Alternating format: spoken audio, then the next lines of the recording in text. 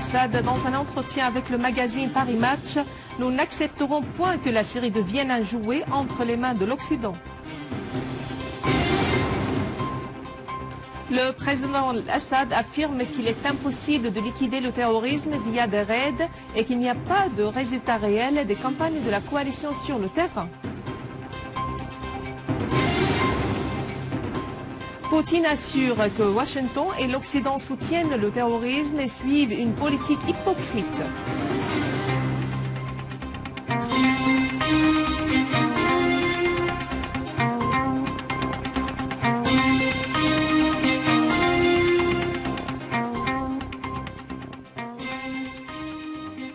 Mesdames et messieurs, bienvenue à vous tous à ce bulletin. Le président Bachar al-Assad a fait noter que le terrorisme ne pourrait être éradiqué par des frappes aériennes, soulignant qu'après 2 mois des frappes de l'Alliance, il n'y a aucun résultat tangible sur le terrain.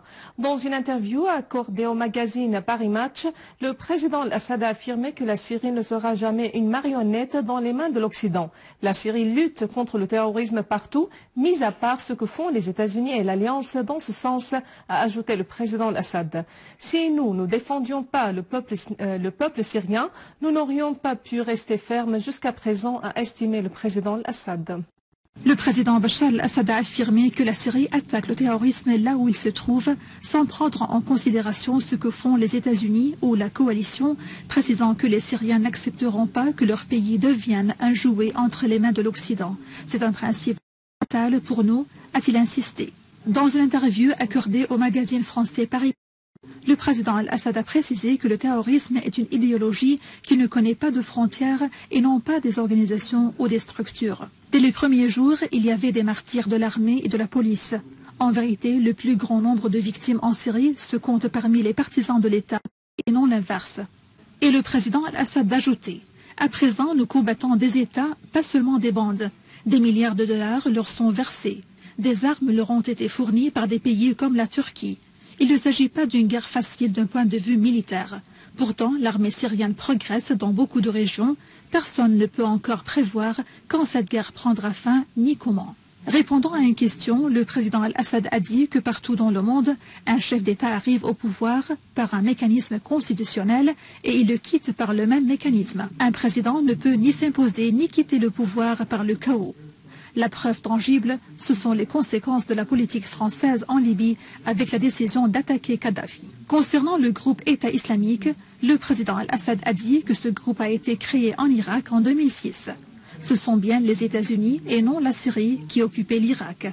Abu Bakr al-Baghdadi était dans les geôles américaines et non pas dans les prisons syriennes. Qui a donc créé l'État islamique, la Syrie ou les États-Unis? Concernant les relations avec le président français François Hollande, le président al-Assad a affirmé que ce n'est pas une question de relations personnelles.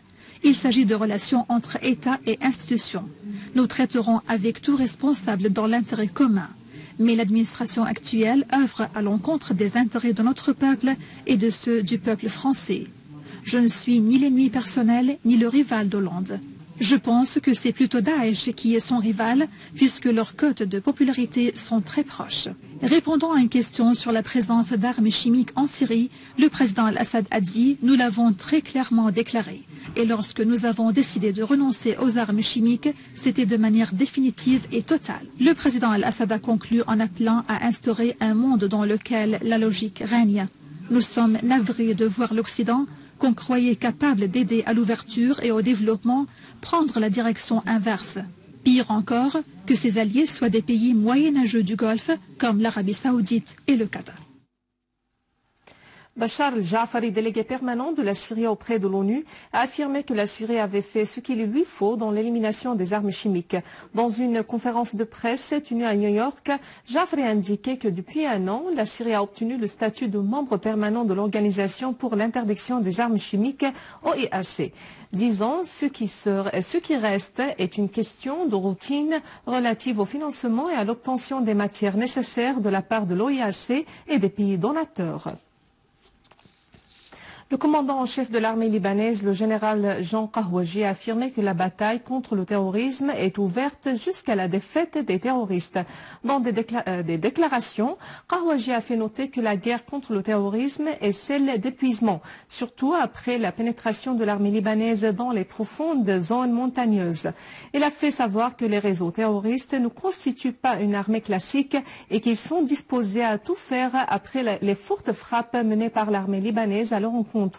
A signalé que 7 militaires libanais sont tombés en martyrs dans des accrochages avec un groupe terroriste qui avait tendu une embuscade à une patrouille de l'armée libanaise dans la zone de Tal Hamra, dans les zones montagneuses de Ras Baalbak.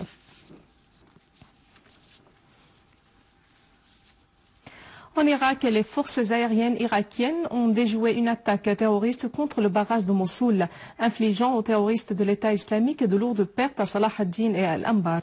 Un communiqué publié par le ministère irakien de la Défense souligne qu'une force aérienne a mené des raids sur les positions des terroristes de Daesh à Al-Anbar, Samara, abattu nombre parmi eux et détruit leurs armes.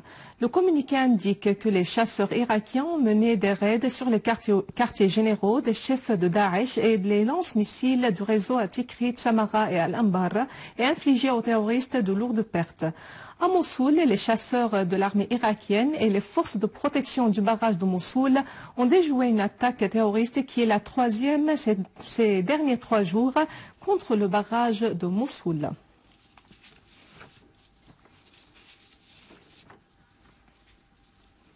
En Palestine occupée, des colons ont de nouveau accédé à l'esplanade de la mosquée Al-Aqsa de côté du portail Al-Maghariba.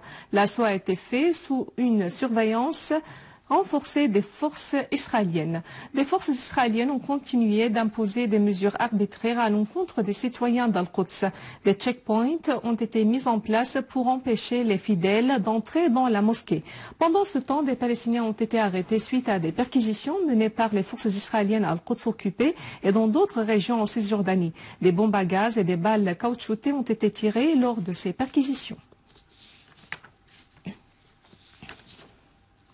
Le président russe Vladimir Poutine a déclaré que Washington et l'Occident adoptent l'hypocrisie politique et soutiennent le terrorisme en Russie et au Moyen-Orient, soulignant que la Russie œuvre avec ses réels potentiels pour renforcer la coopération internationale contre le terrorisme.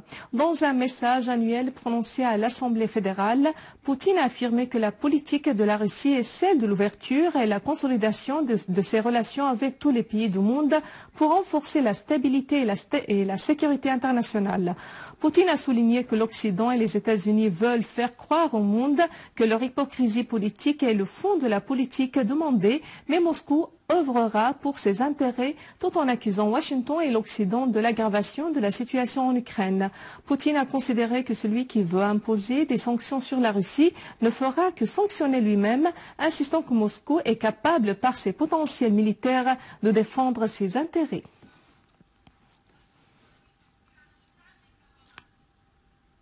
Voici un rappel des principaux titres. Le président Al-Assad, dans un entretien avec le magazine Paris Match, nous n'accepterons point que la Syrie devienne un jouet entre les mains de l'Occident. Le président Al-Assad affirme qu'il est impossible de liquider le terrorisme via des raids et qu'il n'y a pas de résultat réel des campagnes de la coalition sur le terrain.